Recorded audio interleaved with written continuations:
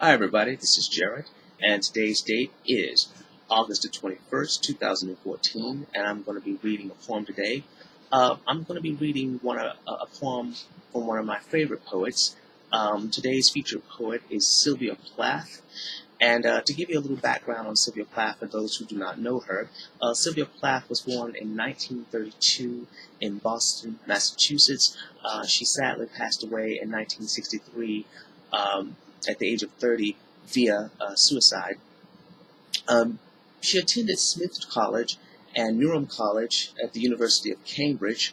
In my opinion, as well as many other opinions of critics, Sylvia Plath is one of the greatest confessional poets of the 20th century, and she still is. I think her work still illuminates to this day.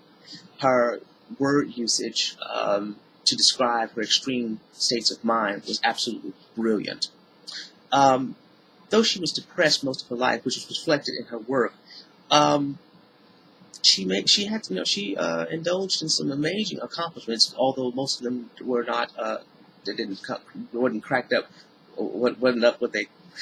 How did I put this? They weren't exactly up to par where she was concerned, but accomplishments nevertheless.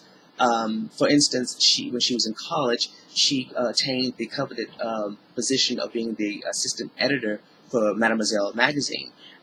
Through that, she tried to meet one of her favorite poets, Dylan Thomas, but that opportunity did not come to her. But she did, however, get to interview the likes of the late Marianne Moore. She married the British poet Ted Hughes. They had 2 children together, but they later divorced.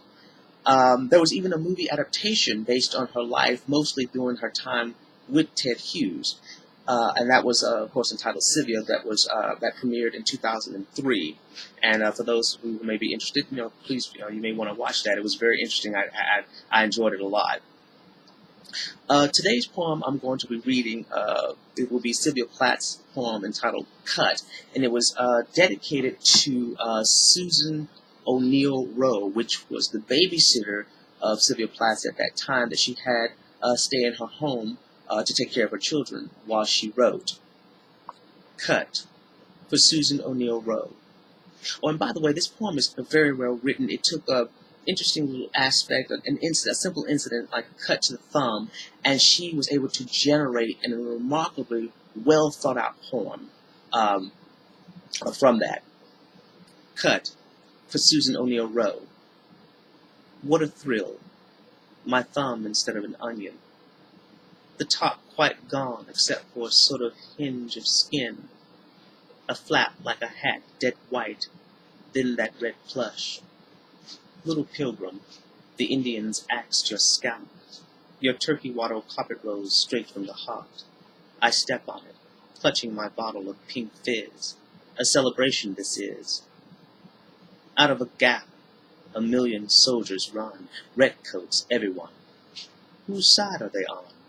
Oh, my homunculus, I am ill. I have taken a pill to kill the thin, papery feeling. Saboteur. Kamikaze man, the stain on your Gauze, Ku Klux Klan, Babushka, Darkens and tarnishes.